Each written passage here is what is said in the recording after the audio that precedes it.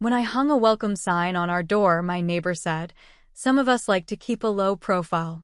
So I replaced it with a custom doormat that said, welcome to the house she hates. Amazon said it was one of their most reordered items that week. It all started when my husband and I moved into our new home in a quiet suburban neighborhood in the United States.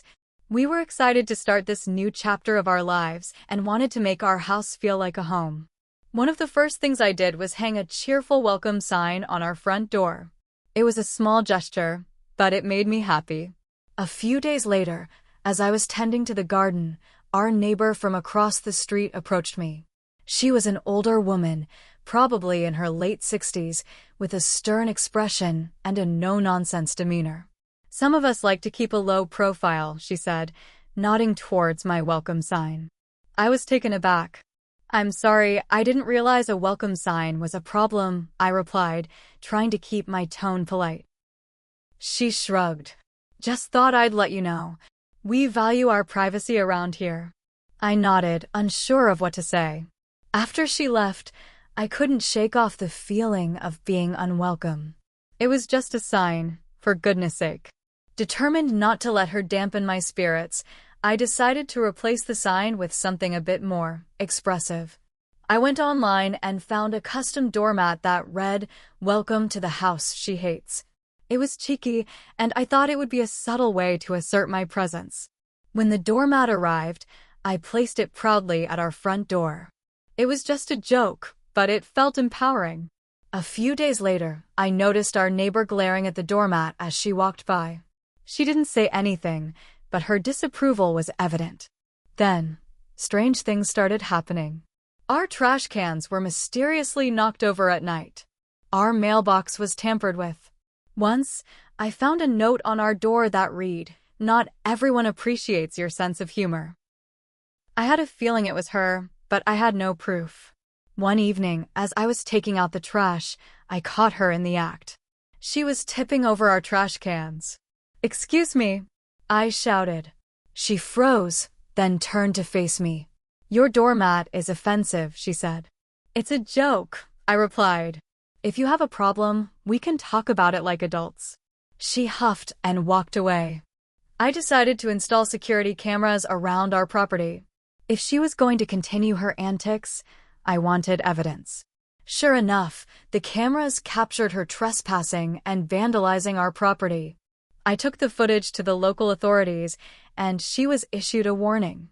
After that, the incident stopped. But the story doesn't end there. A few weeks later, I received an email from Amazon.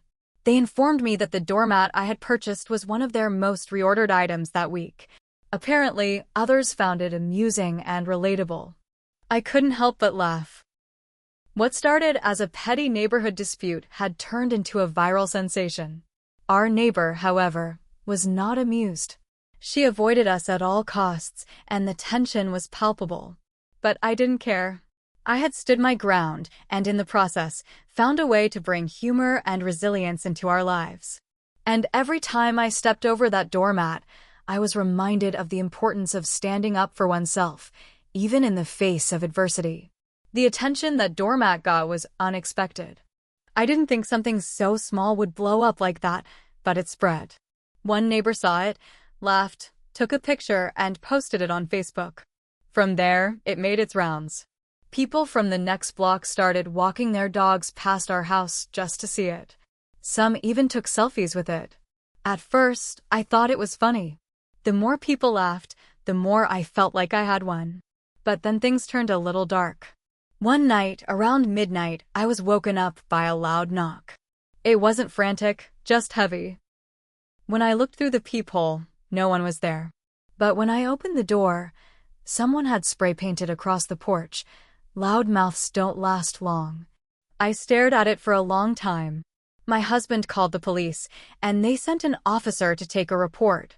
He was polite, but clearly didn't think much would come of it. "Could be a prank," he said. "Kids from another block." Happens. But it didn't feel like a prank. It felt personal. Too specific. I started watching our cameras again. Nothing showed from that night. The vandal must have known the blind spot. I had a gut feeling who was behind it, The neighbor who started it all. But again, no proof. And worse, now I was paranoid. We added more lights. Got more cameras. I started looking over my shoulder, just walking to the mailbox. And yet, the doormat stayed. I wasn't going to let her scare me out of my own home. That's when it escalated. One afternoon, I came home to find a city code enforcement officer on our lawn. He handed me a citation. "Neighbor complaint," he said. "Said you've got unapproved surveillance equipment facing public property. We'll need to do an inspection." Turns out, she had filed 3 complaints. About our lights, our cameras, our offensive signage. She was trying to get us fined or shut down somehow. The officer didn't say it directly, but I could tell from his tone he thought it was nonsense too. I kept calm, complied, and followed every little city rule to the letter. I even took a picture of every update and mailed her a copy, just to let her know I was playing her game and I was playing it better. But she wasn't done. 2 weeks later, we woke up to find animal guts, real, disgusting, bloody entrails, scattered across our front steps. My husband threw up. I stood frozen, clutching my robe. This was more than harassment now. It was a message. The cops came again. Still no footage. They collected the remains and took it seriously, this time. I gave them everything I had. They said they'd patrol more, but there was only so much they could do without catching her red-handed. That night, I sat in the dark in our living room with the lights off, watching through the window. Nothing happened. But I didn't sleep. The next day, I decided to fight back, not with more pranks or doormats, but legally. I called a lawyer. Started documenting everything. Every visit from the city. Every act of vandalism. Every little incident. Even weird ones like her throwing dead leaves across our lawn and muttering under her breath when she passed by. All of it went into a file. Meanwhile, the neighborhood started to take notice. A few people quietly asked what was going on. Others avoided both of us. But a couple neighbors actually came forward to say she had a history. Quiet complaints, always whispered. Strange things happening. One woman even said she moved because of her. Then came the twist I never saw coming. A young man, maybe in his 20s, came to my door. Nervous, unsure of himself. He introduced himself as her nephew. "She has a condition," he said. "Paranoia. Obsessive behavior. She's done this before. I'm sorry. We're trying to get her help, but she refuses treatment. We think she's gotten worse since my uncle died." He begged me not to press charges if it escalated again. He said they were trying to place her in assisted care. I didn't know what to say. I wasn't expecting that. I wanted revenge. I wanted justice. But I also saw the look in his eyes, shame, exhaustion. He was living a nightmare of his own. So now I'm stuck in the middle. She hasn't stopped completely. There are still little things, petty, annoying things. She mows the edge of our lawn with a smirk. Hangs wind chimes just loud enough to keep me up at night. Sends anonymous letters with threats spelled out in magazine clippings like it's a movie. But I haven't done anything back. Not yet. I'm just waiting, watching, documenting. The file's getting thick. And she has no idea what's coming. 3 weeks passed with no new drama. It felt almost too quiet, like the silence was holding its breath, waiting for something to snap. We tried to go back to normal. I even considered taking the doormat away, just to signal some kind of peace, but I couldn't bring myself to do it. It felt like a small piece of my dignity, and after everything, I wasn't ready to give her that win. Then the twist came. It didn't come from her this time, it came from the HOA. We'd never had any real issues with the Homeowners Association before. They sent the usual newsletters, reminders about lawn care, festive decoration limits, and monthly dues. Nothing serious. But that morning, I opened a thick envelope from the HOA marked urgent. Inside was a formal letter saying we were under review for creating a hostile neighborhood environment. I read it 3 times. Apparently, multiple complaints had been filed, not just from her, but others now. claims that we were fostering aggression, inviting public nuisance, and disrupting neighborhood harmony. The letter said we had 10 days to respond or face a hearing. It felt like a good punch. I sat at the table staring at that letter until my coffee went cold. Some of the complaints were obviously hers, full of phrases like antisocial signage and malicious lighting strategy. But some were from names I hadn't expected, neighbors I waved to, folks I thought were neutral. One of them said my house had become a spectacle. I was stunned. I didn't know if they were scared of her or just wanted the drama to end. I called my lawyer. He advised we respond calmly, with evidence, and he started drafting our defense. We included video clips, timestamps, records, and even statements from the neighbor who moved away and the nephew. It was thorough. Then came the hearing. It was held in a small conference room at the HOA's office downtown. We showed up in nice clothes, folders in hand, tired eyes. She was there too, cold, silent, wearing a navy cardigan and that same smug smile she always wore when she thought she had the upper hand. They let her speak first. She laid out her case pictures of our home, a printed image of the doormat, claims about emotional distress and neighborhood decay. It was dramatic. Some of the board members actually looked uncomfortable. Then it was our turn. We laid everything out. Video of her dumping garbage, the animal guts, the camera evidence, the police reports, the warning she got. We read the letter from her nephew. We didn't need to exaggerate. It was all real. By the time we were done, the room was quiet. The HOA board didn't rule right away. They said they'd deliberate and send a decision by mail. A week passed. The envelope arrived. We were cleared of wrongdoing. Not only that, but they were opening a formal investigation into her conduct. The board said they were concerned about consistent patterns of harassment. It felt like a small but solid win. But it didn't end there. 2 nights later, our doorbell rang at 1 a.m. When we checked the camera, we saw a person standing in the street, holding a sign. The video was grainy, but it was her. The sign said, "The House of Lies." She didn't come onto the lawn. Just stood there. For 2 hours. The police came, but since she hadn't stepped on our property, they just told her to go home. She did, slowly, like she had all the time in the world. Then, the next day, my husband's car wouldn't start. When we popped the hood, someone had poured sugar in the gas tank. We called the police again. They took it seriously this time. We submitted the footage. The cameras caught a figure sneaking up the driveway at 2 a.m., same body type. Same walk. Still, they said they needed a clearer ID to press charges. Then the biggest twist yet hit. I got a knock on the door during the day. It was the same young man, her nephew. She disappeared, he said. Just left. No call. Nothing. Took some of her things, and the house was unlocked. I didn't know what to say. I felt weirdly empty, like I'd been climbing this hill, preparing for the next move, and now the game board was just gone. He filed a missing person report.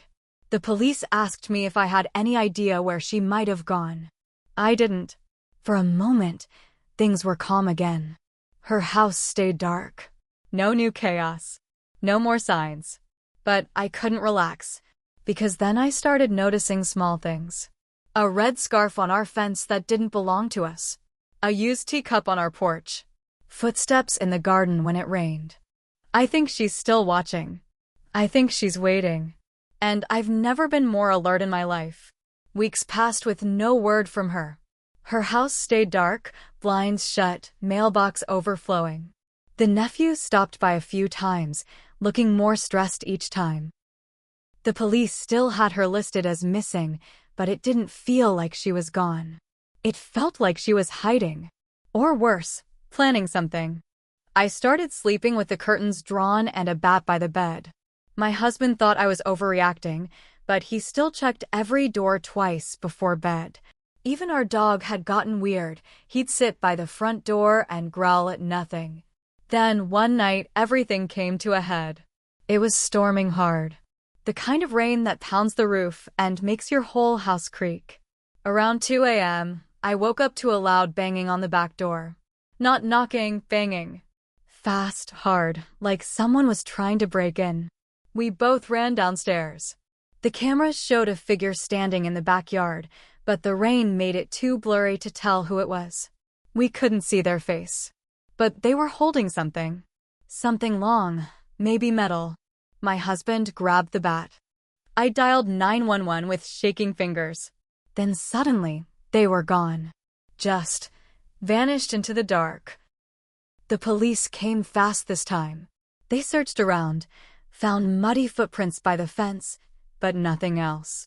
Whoever it was knew the camera angles, knew how to disappear. After that, I snapped.